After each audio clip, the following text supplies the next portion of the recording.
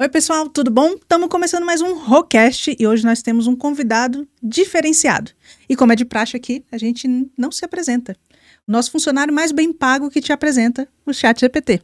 Vamos ver o que ele falou de você. Bora. Ele entendeu que vender não é só técnica, é sobre consciência, posicionamento e valor. Saiu do direito, entrou no digital e criou um método que transforma pessoas em seus maiores ativos. Criador do movimento High Ticket e CEO do acelerador 10X, ele provoca empresários a venderem menos por preços maiores por propósito. Hoje, a gente vai além das estratégias e entra na realidade desse empresário conhecido aqui em Brasília e criador de vários ecossistemas. Leandro Ebert, bem-vindo! Obrigado, gostei do seu assistente aí. Não é, gente? Esse funcionário tá merecendo pagamento? Comissão? Tá bem pago. Pode renovar a assinatura. Tá bom, tá chegando mesmo, viu? Agora, Leandro por Leandro, quem é ele? Leandro é um cara que ama a vida, amo viver, amo minha família, amo me desenvolver diariamente. Eu estou em constante construção, em constante mudança. Esse é o Leandro Pessoa. E o Leandro empresário? O Leandro empresário é o cara que ajuda as pessoas a se transformarem num ativo mais valioso. Tem gente que acha que o Leandro é o cara do marketing, outros acham que o Leandro é o estrategista, outros conhecem o Leandro empresário, o Leandro construtor de ecossistema. Eu gosto de dizer que eu sou um enxadrista. Eu entendo o tabuleiro, entendo as peças, crio as jogadas e aí assim eu vou desenhando novos cenários para mim, para as pessoas, ajudando elas a se transformarem no ativo mais valioso. Antes disso, você me permite um parênteses para uma Demais. piada? O que acontece? Eu estava num evento em Goiânia, tava alguns especialistas, estava um sócio do Pablo Marçal, que eu não lembro o nome dele agora, e ele foi falar que ele era um enxadista. Enxadista, o cara trabalha com a enxada. Exato, e porque ele falou assim, eu venci um campeonato de enxadista. Aí eu, na minha inocência, viajei, tava lá na minha cabeça uma fileira de homem com a enxada na mão. Quem capinava o lote Eu tive uma crise de riso no evento. E tava meu esposo, meus amigos do lado. Já visualizou, olha o Leandro capinando o lote. A primeira vez que você falou isso pra mim foi a mesma coisa. Ó, Leandro, mas o bracinho dele é fininho, gente. Não é pra ele. Exato. Então, isso não foge da minha cabeça. Toda vez que a gente faz a reunião que vê lá no vídeo, eu lembro da mesma coisa. O cenário lá, né? Eu lembro da mesma coisa. Mas vamos lá. Além de ser um bom cara com enxadas... Tô ficando bom mesmo. Eu inventei de arrumar uma roça aí. Todo final de semana eu vou lá, capino. Tô aprendendo. Já acertou o pé? Não. Eu já capinando com a roçadeira, já voou assim, tipo, quase no olho. Já quase machuquei. É com emoção, gente. Com emoção, O digital é emocionante, mas a enxada, então... É muito mais. Mas me diga, Leandro, eu tenho... Sim, tive. Agora conversando com você, mas eu tenho mais a percepção do que você faz. Mas por que as pessoas confundem o que você faz? Porque eu acho que ao longo dos anos... Primeiro eu acho que o ser humano ele tem uma tendência a querer colocar as coisas dentro de uma caixinha, né? Quando eu falo assim pra você, pensa num médico. Você provavelmente vai pensar num cara vestido de branco, com um estetoscópio no pescoço, advogado, cara de terno e tal. A gente tem uma tendência a construir caixas para encaixar os entendimentos que a gente tem. E aí, em muitos episódios da minha vida, as pessoas me viram de terno, advogando, eu já fiz mais de 1000 audiências, eu já fiz um monte de coisa, então eu fui um advogado por muito tempo. Construí muita coisa da minha família e tal, com a advocacia. Aí do nada o Leandro virou um marqueteiro e eu não sou formado em marketing, mas eu estava no marketing digital, fazendo lançamentos, ganhava a minha vida de samba canção com notebook no colo dentro de casa. Então era bacana. Aí daqui a pouco o Leandro volta para o mundo corporativo.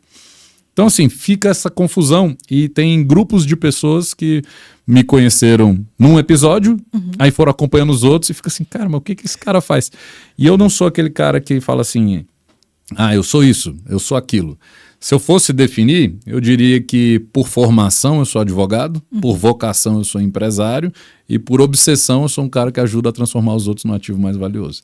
E aí, no final das contas, eu sendo essa tríade, eu fui construindo ecossistemas. Então é um ecossistema de segurança privada que eu já construí. Um ecossistema em alimentação, em saúde, em marketing. Assim, eu consigo entrar literalmente por entender o tabuleiro, as peças, e aí eu crio jogadas que sejam estratégicas para mim e para as pessoas que estão envolvidas naquele momento. Aí quem está envolvido naquela época acha, não, o Leandro é o cara, pô, foi o cara da alimentação. Cara, não sei fritar um ovo. Enfim. Não é... Entrando nisso de vários papéis, você fala que você transforma as pessoas em ser o ativo mais valioso. Qual foi o ponto de virada ou o caos que você teve na sua vida que fez enxergar que você é o ativo mais valioso? Cara, eu acho que eu sempre encarei a minha vida desde muito novo olhando em 5 águas da vida. Para minha vida, sabe aquela coisa, né? A água do rio vai para o mar, do pó viemos, ao pó retornaremos, tal. Eu vejo as águas da vida como se eu estivesse num barquinho dentro de todas elas. Então, saúde, trabalho, amor, família e espiritualidade. Eu me visualizo dentro de um barquinho em cada uma dessas águas da vida. A gente está remando dentro dele e muitas das vezes a gente acha que esse barquinho tem alguém remando junto com a gente, mas a bem da verdade, os episódios da vida acabam vendo que assim, você está sozinho, você tem um remo, você tem a sua fé, você tem assim, força de vontade, você quer chegar, às vezes você quer chegar por conta de outras pessoas que precisam de você, muito mais até do que por sua própria vontade. E aí, muito cedo, eu fui entendendo isso, eu virei o hominho de casa muito cedo, e eu percebi que, cara, eu precisava me tornar um ativo mais valioso. Eu não tive apadrinhamento, não tive herança, ninguém me ajudou a nada. Também não sou aquele cara do, nossa, meu background foi totalmente difícil. Tá? Eu não sou esse cara, mas eu realmente fiz uma construção sozinho. Sozinho. E aí eu só consegui construir porque eu investi em mim para eu me tornar um ativo mais valioso em saúde, trabalho, amor, família e espiritualidade. Então eu tenho a bênção de estar num casamento aí há muitos anos. De casado eu tô há 14, eu tô com minha mulher, vai fazer 20 anos já. Exceção. Meus filhos, né, com 12 anos, tem um casal, sou muito privilegiado por isso, tem um gêmeos, tem um casal, PP e a Duda. Não é só um casal, né, um casal de gêmeos. Um casal de gêmeos. Eu brinco, eu moro na Vila do Chaves, então levei família para dentro de casa. Tenho um abrigo de idosos, onde eu consigo ajudar muitos idosos. Então assim, eu tenho uma vida... gatos, cachorros... Gato, cachorro, nossa senhora. Então assim, eu tenho uma vida onde eu tive a oportunidade de ter uma abundância muito grande na qualidade emocional, de relacionamentos e tudo mais. E eu atribuo muito isso ao que eu fui me desenvolvendo para me tornar um ativo mais valioso. Então eu investi muito em desenvolver inteligência emocional, comportamento, comunicação, essa sensibilidade de entender o que o outro está passando. Então, quando você falou lá do background, né, do meu cenário lá em casa, né, quando eu estou dentro do Zoom, eu brinco que eu moro dentro do Zoom, né? E lá atrás tem uma pilha de livros, lá, né, tem 3 pilhas de livro. Uma das pilhas, ela é de uma área onde, assim, ainda não disseram que eu sou o cara disso, eu tô caminhando para isso aí, né? Mas é só de comportamento humano, é só sobre psicologia, comportamento, temperamento humano, perfil comportamental. Então, coisa que tudo, eu gosto, acho que você viu aqui, né? Isso tudo aqui é sobre e leio isso. muito, total. Que para mim faz a diferença no jogo. Cara, faz a diferença. Eu acho que as boas relações se devem a você entender isso aí tudo, né? Sim. Eu vejo muita gente que quer simplesmente ser o que ela é, independente de como vão lidar com isso, independente do outro, e enfim, o problema dela está na comunicação, né? Sim. Comunicar é você tornar a coisa comum entre as partes, né? Entendível e não fazer um desabafo. Exato. Né? Não é um monólogo, não é um desabafo. As pessoas usam muito essa regra do eu ser verdadeiro, ser eu mesmo, para ser grosseiro. Exatamente. É uma confusão primordial do princípio. Exatamente. Que é o princípio. Então, assim, esse ponto de inflexão aí, onde eu visualizei essa questão de me transformar no ativo mais valioso, foi trabalhando isso como um esmeril, né, em mim, para eu fazer as construções que eu precisei construir na minha vida e ajudar o outro também a se construir, a melhorar e tudo mais. E foi realmente uma vida, não aconteceu-se uma coisa que mudou tudo. Eu acho que a necessidade foi fazendo com que eu fosse me trabalhando. Encheu o saco de trabalhar de terno e foi para samba canção? Cara, foi. Exatamente isso. Foi. Não, o problema não estava na roupa.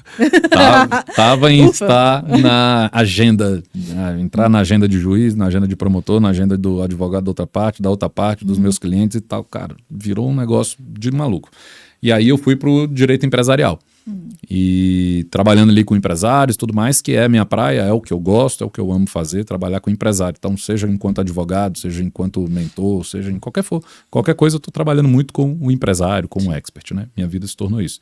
Mas naquela época, que foi justo quando os gêmeos nasceram, eu tava dando pinel já, eu não aguentava mais, era muito frenético. Tudo, assim, tudo é muito grave, tudo é muito urgente, uma agenda complicada. Eu falei, cara, deixa eu ficar aqui. Aí eu subestabeleci os processos, fiquei com os clientes assim, do preventivo, né, da mais consultoria. tranquilo. Mais tranquilo. Então, isso eu levei, ainda tenho clientes, ainda advogo. Sério? Ainda advogo. De vez em quando, então, você volta pro terno e abandona Volto pro essa terno. vocação. Eu brinco que o Leandro do terno, ele não é um cara muito legal. Opa, peraí, então vamos deixar Ele é quieto. diferente desse cara aqui. Esse cara aqui é mais legal que o Leandro do terno. Eu brinco que tem hora que tem que ativar o botão e sair o Vaza. Leandro do terno. É complicado. E da samba canção pros eventos high ticket. Pois é. Cara, isso aí foi uma outra virada. Tem até viradas anteriores. É legal contar isso. Eu estava na faculdade de Direito e passei em concurso. Passei em concurso de banco.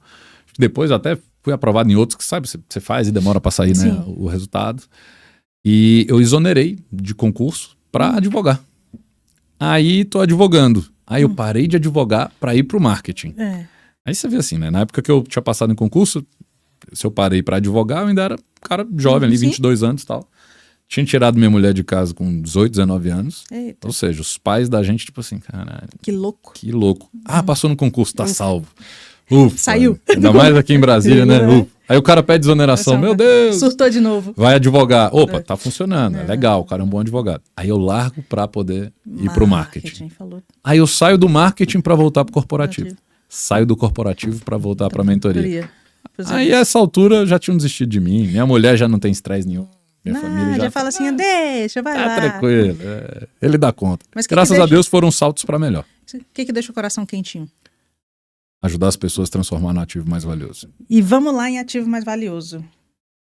Você vai muito lá na inteligência emocional, nos sentimentos e tal, tudo mais. Porque acredito que você enxerga coisas nas pessoas que elas ainda não viram. Sim. Como é que você traz isso à tona pra pessoa? E eu acho que você é muito comedido, porque você já viu coisas como bom enxadrista, você já viu 10 jogadas à frente e a pessoa ainda tá na primeira. Eu aprendi a ser assim. Antes eu revelava muito rapidamente, eu já queria ajudar a pessoa muito rapidamente, eu já tentava consertar as coisas, eu já falava todos os passos, e eu fui vendo muita frustração com isso. Eu tive muito problema com isso. Dá um exemplo aqui. Por exemplo, quando eu trabalhava mais com lançamentos de infoprodutos. E eu cheguei a lançar muitos experts ao mesmo tempo. E o expert é o expert na área dele. Sim. Beleza. Eu era aquele cara ali que estava no background, o estrategista dele, o famigerado lançador, o Bombril, o Severino, o cara sabe fazer tudo ali. E só não vai pra frente? Só não vai pra frente. E aí, cara, chegava numa hora onde, assim, a estratégia era minha, a copy que saía da boca do expert era minha, o time eu gerenciava, tudo eu fazia. E isso começou a gerar algumas coisas meio ruins. Eu não entendia direito assim, pô, isso deveria ser algo bom. Tá bem dividido o trabalho ali e tal. Alguns experts ficavam assim, não, pô, esse cara tá fazendo muita coisa, se esse cara desconectar, isso é um problema. Ciúmes. Em outras relações, sei lá, relações empresariais, enquanto eu era um consultor, eu tinha a Ebert Consultores Associados, onde eu entrava em contratos negócios que estavam no vermelho, e eu só começava a ganhar quando eu colocava esses negócios no verde depois de algum tempo. Sim. Enquanto eu era consultor, era lindo, maravilhoso, ótimo. Aí quando eu começava a ganhar dinheiro, era caro, né? Afinal de contas, eu vivenciei todo esse risco e tudo mais e tal. Aconteceu de algumas pessoas me chamarem para eu me tornar sócias. Porque isso diminuía o custo que ela estava pagando, eu entrava ali no risco e tal. E eu entrei em muitos desses negócios. Por exemplo, o ecossistema de saúde, de segurança, foi assim. Só que na relação enquanto sócio, tudo mudava. Já não era tão bom quanto era o consultor. Sim. E eu ficava tentando entender aquilo. Falava, cara, mas por quê? Não faz sentido. Era para ser... É a mesma coisa, né? Melhor, é a mesma coisa, era para ser melhor. Eu ainda tô no risco junto e tal. E aí eu comecei a ver assim, cara, eu tenho que dosar melhor o tempo com o qual eu entrego algumas coisas, eu revelo algumas coisas, eu traço algumas jogadas, eu tenho que entender o timing da outra pessoa, do mesmo jeito que quando a gente está ensinando marketing, né, ele fala do lead time, você tem que respeitar o momento que o lead está vivendo. Numa sociedade é assim, numa mentoria é assim, numa construção de estratégia para o empresário é assim também. Não se trata de ficar regulando coisas. Eu, pelo contrário, eu sou um cara onde eu entrego realmente, não fico regulando, só vou falar se me pagar e tal. Tá em trem que eu não tenho problema com isso. Mas eu, por exemplo, se eu vejo que a pessoa tem... vamos viajar na maionese aqui indo pro lado do perfil comportamental, né? Se eu vejo que a pessoa... ela é muito rígida, ela é muito colérica, ela é muito dominante, mas ela não está usando essas coisas no recurso. Ela não está trabalhando isso de uma maneira que ela possa utilizar positivamente como um acelerador, onde isso vai fazer ela ganhar tempo, dinheiro e energia no que ela quer. E isso, pelo contrário, está gerando frustração, ou ela na comunicação dela está sendo muito agressiva, está sendo muito incisiva, ou está sendo isso antes do tempo. Eu brinco, né? Deixa para ser mais nervoso na hora do pitch. Seja um pouquinho mais calmo antes, né? Antes eu já falava de cara. Agora eu vou dosando, né? E eu vejo que isso é mais uma parte de inteligência emocional e desenvolvimento meu. Talvez realmente tenha que ter isso. Ou eu falava isso antes do tempo também. Né? É meio complicado, porque dependendo de quem está do outro lado, você tem a pessoa que nem percebe e tem a pessoa que você gera a curiosidade depois. Eu sou uma das pessoas que gera a curiosidade. Que é o seguinte, cara, o Leandro tá pensando em alguma coisa. O que ele tá vendo que eu não tô vendo? E fica naquela coisa.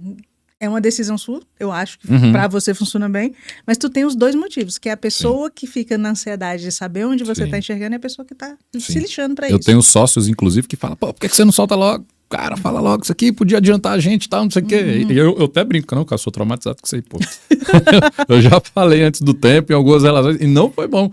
Então eu tô dando uma segurada, deixa eu ver, deixa eu entender até onde vocês vão, tarará, tarará. A vontade é de já chegar em qualquer relação falando, cara, seu perfil narcisista, controlador, essa aqui você tá sendo vítima em tal parte, bora arrumar isso aqui. Dá vontade de fazer logo isso. Mas, enfim, os cabelos brancos foram dando uma segurada. Ixi, eu tenho esse aqui desde os 14, então tô enrolada. Vamos trazer uma tradução do marketing para o nosso público? Bora. Lead, high ticket, funil. Bora. Acho que são os principais, né? Lead, high ticket, funil e tráfego. Tem muito nome esquisito, né? Acho que esses são os que mais falam, né? Lead, funil, high ticket e tráfego. Estão no hype. E em muitas escolas a gente vê até definições diferentes, né? De algumas coisas. Quando eu faço aquele evento presencial, oficina high ticket, muitas vezes eu trago para as pessoas, pergunto para elas, o que é tal coisa, o que é tal coisa, tarará, e a gente vai vendo, cara, esse fulano aqui, ele vem da escola tal, esse daqui tem a ótica tal, né? E eu até brinco quando eu tô nesses eventos, eu vou falar assim, vamos definir o seu público-alvo. É comum eu falar assim, vamos definir o seu Bob, seu avatar, seu público-alvo, o seu ICP, o seu... Qualquer coisa. O que você quiser chamar, quem vai comprar de você lá na frente. O pessoal ri, porque assim, cada escola é uma escola, né? Se você é um copywriter, você vai ouvir o Beto Altenhoff falar de Bob.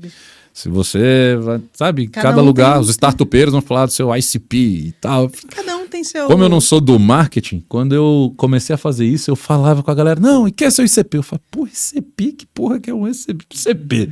Falei, tá, entendi o que é. Mas assim, por definição, o lead, fazendo uma escadinha, seria o suspect, o prospect, o lead, o cliente, né? O lead é o cara que aceitou trocar o contato dele por uma informação que você quer entregar para ele. O cara vai baixar um e-book, o cara quer ir para uma imersão. Já demonstrou interesse. Demonstrou interesse ali. E ele, o lado dele, né? O que ele está te entregando nessa demonstração de interesse são dados pessoais que são relevantes para você. Você vai ali num formulário padrão, captar o nome, o e-mail, o celular da pessoa. Para quê? Você vai usar, subir isso aí numa lista de tráfego, vai fazer um remarketing, vai criar um lookalike, um público semelhante, vai fazer uma cold call, enfim. Cada um usa para um determinado fim, né? Funil de vendas. Funil de vendas é uma jornadinha, né, que a pessoa vai passando. Eu brinco, né, é do seja bem-vindo até a hora que você vai passar a faca. Mas ali um funil de vendas, basicamente eu falo do aquecer, né? Atrair, qualificar, converter, entregar e repetir. É um funil de vendas ali padrão. Se a gente for olhar para um funil de vendas ampulheta, existem outras técnicas de funil, mas basicamente vai do atrair, nutrir, qualificar, converter. Você vai entregar o que você vendeu, e você vai repetir o processo otimizando isso tudo. E, obviamente, para quem já comprou, você vai tentar fazer essa pessoa comprar mais, né? Vai perpetuar a pessoa ali, transformar essa pessoa em um advogado e não um detrator da marca, buscando indicações e tudo mais. Então, o funil é mais ou menos isso daí. O high ticket, que está na moda, né? Teve épocas, né, diferentes. O low ticket, o produto online, ali, o infoproduto. O high ticket, a mentoria e tal, cada hora é um... É uma sopa de definições. É, uma sopa de definições, são momentos, e é engraçado pensar nisso, porque de fato existe. Isso existe de fato. Se você for olhar ali antes, né, períodos aí, bota, sei lá, 5 anos para trás, 6 anos para trás, a gente captava lead a 99 centavos. Hoje é normal captar lead para um evento a R$30, né? Os infoprodutos vendiam absurdamente, hoje de fato não vendem mais, e não é o Leandro que está falando, são os big players que falam, e aí por isso eles estão misturando com mentorias, o infoproduto virou um bônus, o acompanhamento virou o ouro da parada, o fazer por você virou o ouro da parada. Hoje, por exemplo, dentro da minha estrutura a gente conjuga isso de diversas formas. Em um produto que eu entrego parte gravado, eu entrego parte ao vivo semanal, entrego executoria, aí tem material didático. Se você for olhar, juntou tudo numa coisa só. Né? Eu, na posição de lead, na posição de contratante, eu tenho uma tendência a querer ir para a contratação da coisa feita também. Então eu acho que é um momento que é muito normal. Como tem muita informação, tem muita oferta, tem muita coisa... a pessoa que consegue me entregar o que eu quero, eu tinha um sócio que falava, eu não quero saber se o pato é macho, eu quero o ovo posto. Se o cara entrega feito, pô, isso é muito bom. Eu tenho a tendência de ir para coisa feita ou ir para mentoria, né, da pessoa que tem aquele perfil de mentor, igual você tem. É quem já chegou lá, já levou pessoas até lá e tem um passo a passo para me levar também. Esse é o perfil do mentor e tem os 3 jeitões, né? O jeitão comunicador, o jeitão professor e o jeitão vendedor. Juntou isso aí, o cara é o pacote perfeito para começar essa jornada. Qual é o valor do high ticket? Assim, porque eu sei que tem muita variação polêmico. De entrega, mas... Você diz faixa de preço. R$100 é um low ticket, R$10.000 é um high ticket. Entendi. Essa definição, porque fica muito perdido na cabeça da pessoa. Porque resume-se a preço, mas não a preço. Exato. E sim a valor. Exato. Mas a primeira coisa que a gente vai olhar é o preço. Mas falando de faixa de preço, para deixar aqui, né, como faixa de preço, tem gente que já encara 5.000 como high ticket. 5.000 como high ticket. O que eu gosto de colocar? A gente está falando de que público e de que entrega. Por exemplo, eu tenho uma mentoria que é o Acelerador 10X. Eu comecei o Acelerador 10X antes da pandemia. O primeiro ticket dele era R$5.000. Aquilo hoje, eu não tenho mais nenhum produto nesse valor. Sim. Entendeu? Mas aquilo era um mega high ticket para o público que comprava, porque eu vendia para pessoas de medicina tradicional chinesa, terapeutas e tal. Então era essa galera que contratava. E eu não sei como é essa realidade hoje, eu não vendo mais para eles. Mas à época era um high ticket. Então teve gente que vendeu moto para comprar, teve gente que pegava empréstimo, loucura. Chegava cada história assim, nossa, eu confio tanto nisso, que eu fiz tal coisa. Eu fiz aquela coisa e tal. Então isso já era um high ticket. Hoje isso para mim é o meu low ticket. Entendeu? Vamos usar um exemplo. Por exemplo, se você está vendendo... coisa para um estudante desempregado, R$100 é high ticket. Mas você está vendendo para um big empresário, R$600, que é ou R$600.000, que é um high ticket. Os americanos entendem por high ticket, tem produtos lá de 100 milhões. Caraca, que programa é esse? Né? Que maluquice é essa? Né? É uma outra realidade. Mas assim, de maneira geral, para mim, o 5 é um meio do caminho, do 5 para baixo seria um low ticket, e o high ticket ali seria ali de 10 para cima, começaria isso daí. Ficou bem mais claro, porque é uma sopa de letrinha. Hoje, dentro da minha esteira, é 10, 50, 150. Então, mas para mim, de 10 para cima já é high ticket. Quando é que você percebeu que o empresário, que o maior, na verdade, erro do empresário é ele não saber se posicionar? Cara, quando que eu percebi que... Talvez o erro que eu tenha cometido nisso. Porque eu já fiz força demais para chegar nos resultados que eu queria e hoje eu me vejo, sabe assim, uma mexidinha, chegou. Então, e a que eu atribuo isso? Não é a questão de conhecimento. Porque quando eu estava fazendo força, eu tinha conhecimento suficiente. Longas jornadas de trabalho, fazendo força, estudo pra caramba, masterminds, mentorias, gasto e tal. Pô, eu tava fazendo muito mais força do que para eu fazer coisas agora, movimentos que dão mais resultado ou mais rápido, eu falo, né? Sair do ponto A pro ponto B gastando menos tempo, dinheiro e energia. Eu brinco que todo expert, todo empresário tem que se posicionar assim, né? Pro seu potencial cliente. Quando eu passei a me ver assim, e isso eu atribuo, né, o desenvolvimento de um posicionamento estratégico e magnético, você chega em resultado mais rapidamente.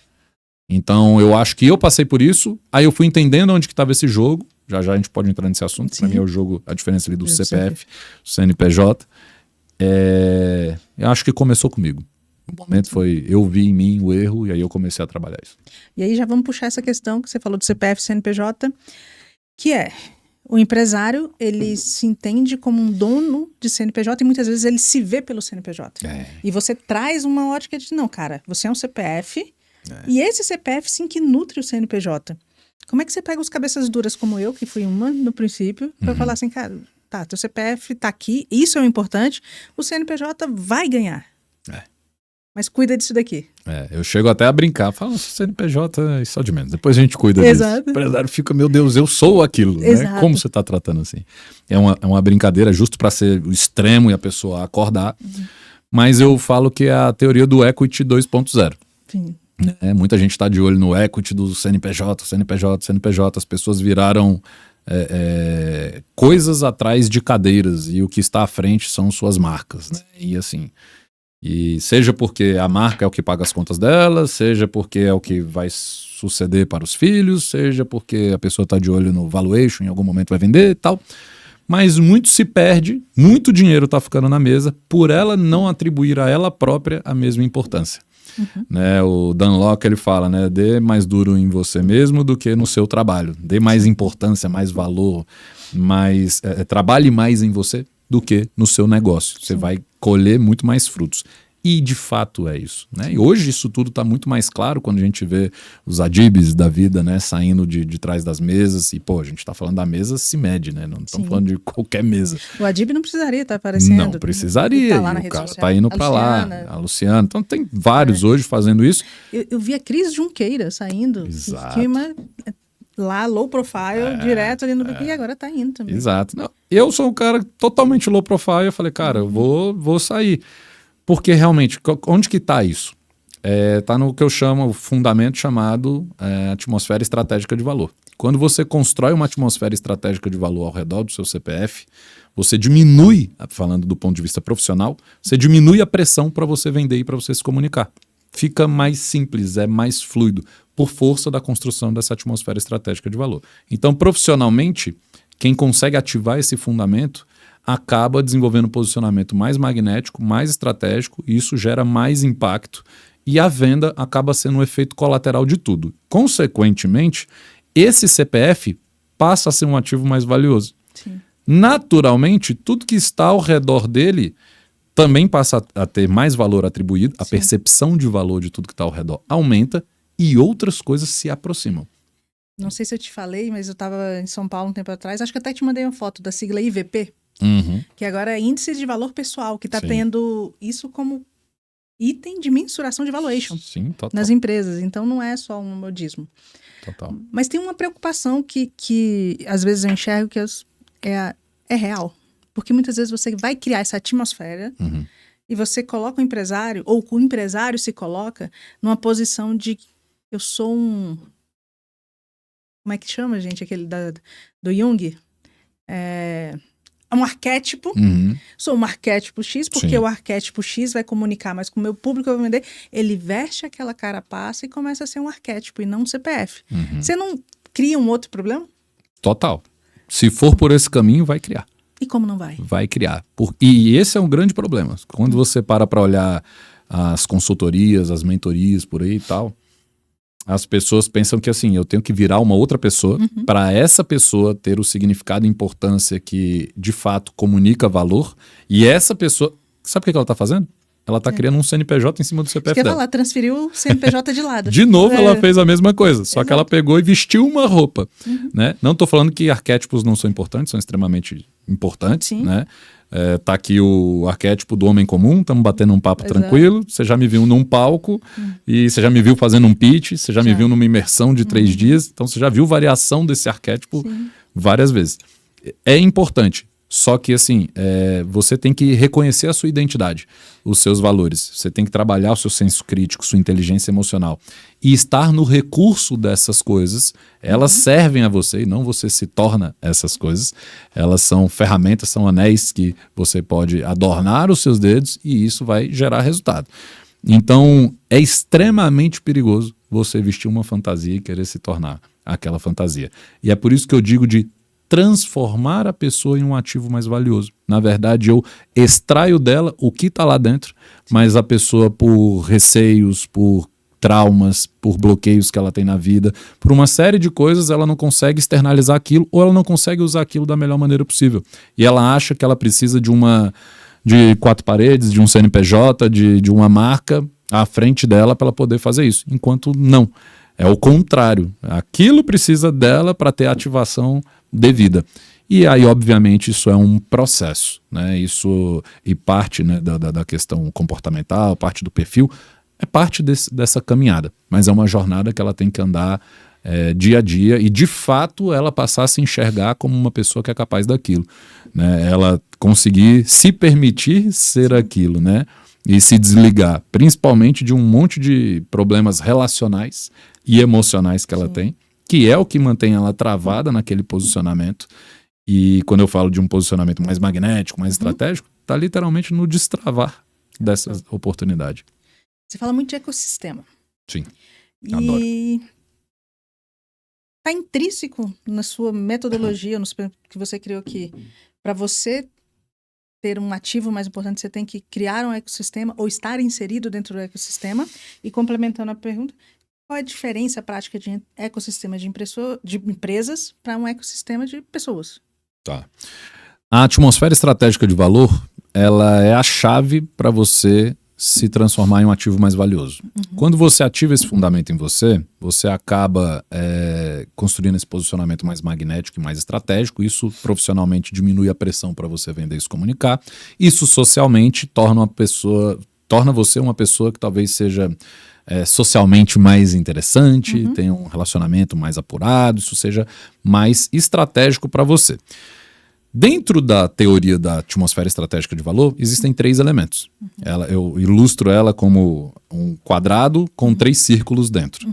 O círculo pequeno, o círculo do meio, que está no núcleo, é a estratégia.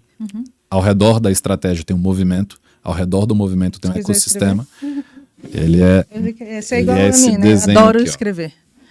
Ele é isso aqui. Dá para pegar, pessoal? Depois pega, né? E aí tem esses 3 círculos. O círculo do meio, ele é a estratégia. O círculo de fora, ele é o movimento. O último círculo, ele é o ecossistema. E isso aqui tudo compõe a atmosfera estratégica de valor. E o que acontece? A estratégia, ela é o elemento nuclear, dentro do qual você vai desenvolver ali o seu produto, você vai definir com quem que você vai falar, ou como você vai falar, os aspectos de branding, de processo comercial, funil de vendas, isso tudo está lá dentro da estratégia. O movimento, ele é aquilo que torna as coisas mais magnéticas. Ele é aquilo que mantém as pessoas ao redor da sua estratégia de maneira mais intencional. Dentro do movimento tem um líder, que é uma pessoa que já chegou lá, já levou pessoas até lá, tem um passo a passo para levar outros também. Esse líder tem uma crença e uma visão muito forte. Ele comunica isso para pessoas, as pessoas acabam se tornando uma comunidade. E essa comunidade segue esse líder rumo a uma transformação que é pretendida por todos. Sim. E que, via de regra, o líder já chegou lá. O ecossistema é, às vezes, o cenário onde isso tudo está acontecendo. Então, por exemplo, a gente está aqui agora gravando esse podcast e dentro desse lugar tem pessoas também trabalhando, fazendo outras coisas. Sim. Tem gente com reunião marcada para cá daqui a pouco e tal. tem uma série de coisas acontecendo nesse ecossistema. Aqui tem tecnologia, tem infraestrutura, tem pessoas, tem uma série de questões que são importantes. Então o ecossistema, ele traz interdependência, ele traz um ambiente que favorece a ambiência e ele mantém a estratégia e o movimento ativos. E não é todo mundo que, para se transformar num ativo mais valioso, precisa construir um ecossistema. Sim. Às vezes o seu... Ou talvez sim, porque talvez é só a perspectiva do que é o ecossistema que traga isso. O ecossistema necessariamente precisa ser uma estrutura física? Pode ser uma estrutura digital? Sim. A gente está falando de alguém que quer comunicar isso e levar uma comunidade a algum lugar? Se for, e essas coisas fazem diferença. Tem muita gente que literalmente quer se transformar no ativo mais valioso e viver consigo mesma e pode se tratar disso. Então depende de qual faixa de desejos a gente esteja falando, qual é a ambição ali envolvida na coisa. Se eu estiver falando para experts e empresários que querem se transformar no ativo mais valioso e ele tiver com esse ponto focal para o profissional, ele tem que, de fato, se ele quiser jogar um jogo grande, ele tem que ter uma estratégia, um movimento, um ecossistema criado, de maneira que isso construa uma atmosfera estratégica de valor ao redor dele, que mantenha as pessoas ali e isso faça a coisa acontecer. É difícil as pessoas entenderem o que é o movimento, de fato. O movimento não é um evento, o movimento não é você dizer, ei, eu faço tal coisa, eu represento tal coisa. É você manter os pontos de contato, é você movimentar as pessoas para que elas cheguem ali aonde elas pretendem chegar. É você mostrar o como você chegou. Então, por exemplo, dentro do nosso movimento tem gente escrevendo livro, tem gente fazendo, melhorando a alimentação, treinando todos os dias, tem movimentos onde a galera vai acordar 4h59 da manhã, vai tomar um banho gelado, vai estudar. Enfim, o líder do movimento, ele constrói uma cadeia de fatos, de ritmos, rotinas, rituais, etc., aonde essa comunidade se insere para chegar onde eles pretendem chegar. E por similaridade, por conexão ali. Exato. E por isso que tem espaço para todo mundo. E a grande virada de chave é o CPF. Porque CNPJ, tem um monte de CNPJ um igual ao outro. Sim. E aí, quando a gente fala de mecanismo único, né? O grande segredo por trás do mecanismo único, para mais do que um elemento de diferenciação numa frase e tal, é a pessoa que consegue associar o seu próprio CPF àquilo que ela faz. Porque ela está trazendo a única coisa que é única de fato mesmo no mundo, né? E associando a algo que podem ter 1000 advogados, milhares de advogados, milhões de advogados. Mas só eu penso dessa maneira, só eu sou como eu sou. Se eu oculto isso, e eu fico por trás da roupa de advogado e não uso nenhum elemento diferencial da minha história, do meu emocional, do meu intelectual, da maneira como eu vejo o mundo, eu sou só mais um. Exato. E a gente tá passando, né? Por isso, a gente aqui junto, que eu fui para esse movimento, fui para um movimento que não era o meu movimento, mas um movimento que eu enxergava que as pessoas queriam, e estamos fazendo um rebranding de movimento, poderia chamar assim. Sim. Então, assim, e é muito dessa questão da psicologia, do comportamento, da inteligência emocional, de querer ir se inserir no meio do outro. Sim. E criar um ecossistema, ou criar uma atmosfera daquilo. Até que o ponto que eu olhei e falei, não é isso. Não é sobre isso. É sobre ter meu CPF e, assim, trazer pessoas que se identificam com o que foi minha jornada, o que eu passei, as dificuldades, as dores e até onde eu chegar.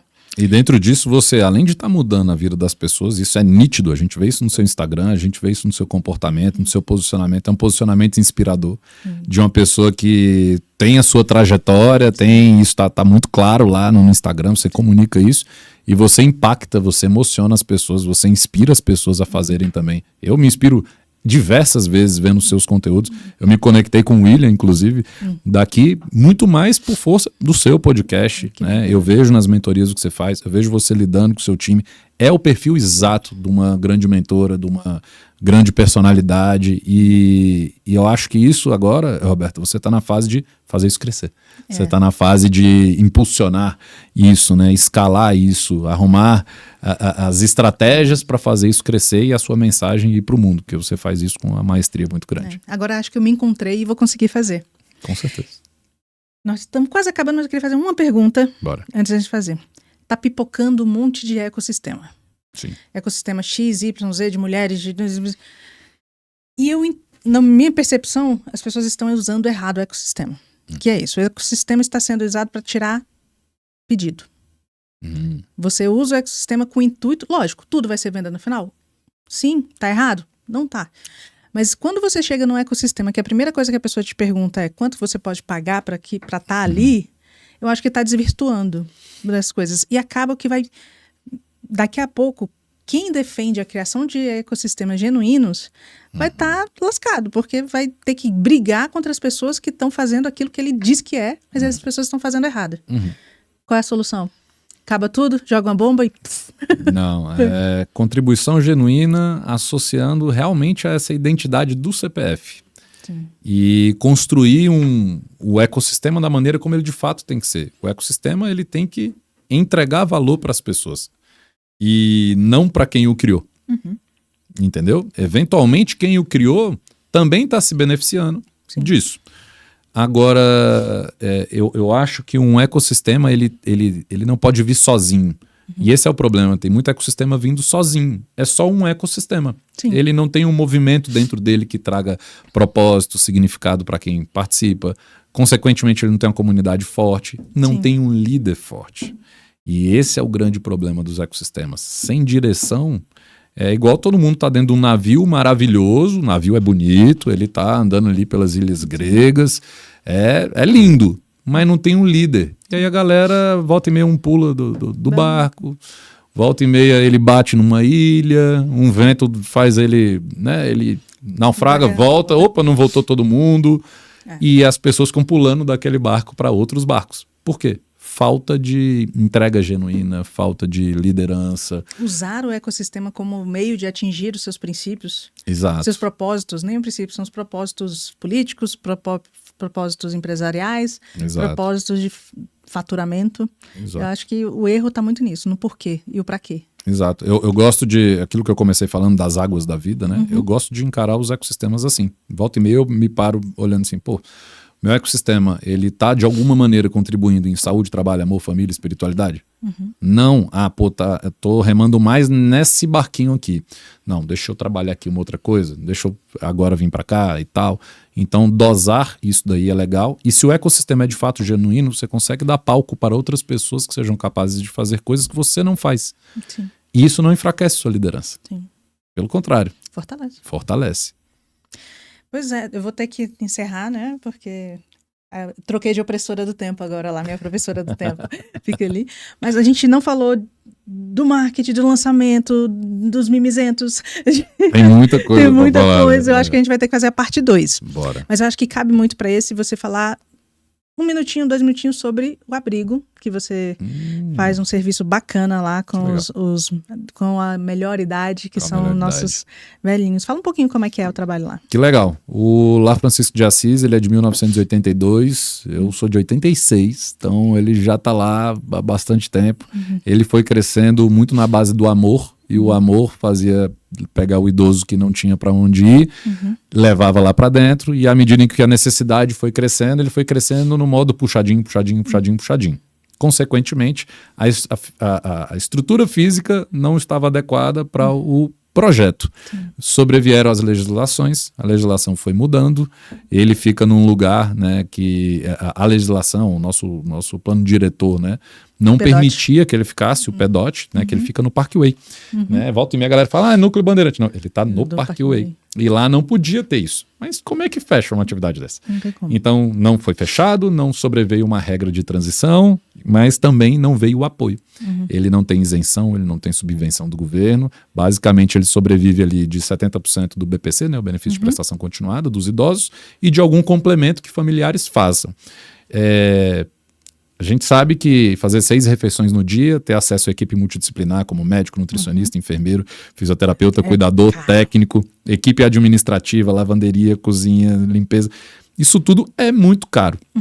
E hoje a receita média do abrigo não consegue fazer com que isso seja custeado. A gente está lá hoje com 23 idosos, né, um lugar que confortavelmente consegue abrigar mais pessoas. A gente conseguiu restabelecer ele de uma crise que estava vivenciando em uma comissão de gerenciamento dessa crise, que eu tenho muito orgulho de fazer parte. Eu, Leandro, Mariana e Fernando, 2 fiéis escudeiros que estão me ajudando a fazer lá esse projeto. A gente está revitalizando esse abrigo. Então, a gente está contando com doadores para fazer reforma físico-estrutural, a gente está revisitando, né, os processos operacionais padronizados ali, a gente está organizando tudo, estamos doando, estamos indo para lá conversar, estamos indo para lá ler, acompanhar, dar o apoio emocional, né? E a gente conseguiu restabelecer os vínculos com faculdades, com comunidades e tal. Enfim, a gente está indo. Estamos indo numa boa direção. Hoje o problema lá de fluxo de caixa é gigantesco, né? As contas não fecham, então ele ainda sobrevive de doações. Basicamente está nessa situação. A gente tem buscado cadastrar em organismos internacionais, programas que existam, né? E que seja possível a gente se cadastrar, mas hoje, cara, o que faz a diferença é aquele empresário, é aquela pessoa que assim vai doar porque está doando de coração, é a pessoa que vai lá, vai participar daquela vida. Aquilo ali é uma cidade dentro de uma cidade. É um ecossistema diferente. Quem nunca visitou um abrigo, eu sugiro. Fica o convite para visitar lá, o Lar Francisco de Assis, mas vá em algum abrigo, vá no abrigo de criança, vá no abrigo de idosos, assim, a sua vida muda 100%. Ganha um novo significado. Ganha um novo significado. A questão de se transformar no ativo mais valioso, eu aprendi muito com o abrigo. Tô lá, eu estive de 2017 a 2021, saí e voltei agora para ajudar na crise que ele está vivenciando. E, cara, aquilo é um grande professor da vida. Você volta para casa, você bota a cabeça no travesseiro, você pensa bem. Eu sou neta de crecheiro, que eu chamo. Meu avô e minha avó, eles abriram a primeira creche de Lusiânia. Olha. Então, e eu, assim, dos muitos anos da minha pequenininha, né? Assim, eu morava lá com eles em Lusiânia, então eu convivia muito com as crianças da creche, fui criada e depois vim para Brasília. Nasci em Brasília, fiquei um tempinho lá, voltei para cá. Então, fui para a creche, então eu sei como é que faz essa diferença de pessoas que estão na creche. É uma coisa que eu ainda não tinha falado, Leandro, inédito isso. No que legal. Pô, isso aí é muito legal. Isso é bacana. E eu recomendo, porque minha prima trabalha ali no outro lado, no Maria Madalena, então a gente... Fica pertinho, fica na rua de cima. Lá uma das empresas da gente, a gente apoia muito o projeto da Casa Azul, que é um projeto que para as crianças que não têm dinheiro e preparam eles para ser menor aprendiz. Então a gente contrata os menores aprendizes de lá. É fantástico. E então a gente já pega a criança, e eles são fantásticos que na entrevista de emprego, às vezes chega um monte de gente e uma senhora, né? Um monte de adolescentezinho e uma senhora. Eles mandam a psicóloga da Casa Azul acompanhar os meninos na entrevista. Você sabe o que você tá falando aqui, minha cabeça tá, né? O estrategista voando aqui. A enxada tá voando aí. A enxada, maravilhoso.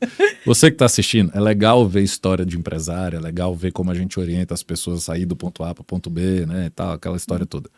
Mas tem que ouvir a história da Roberta, tem que ouvir a história do Leandro. O que é a história fora do business? O que fez você se tornar quem você se tornou? Isso é muito legal.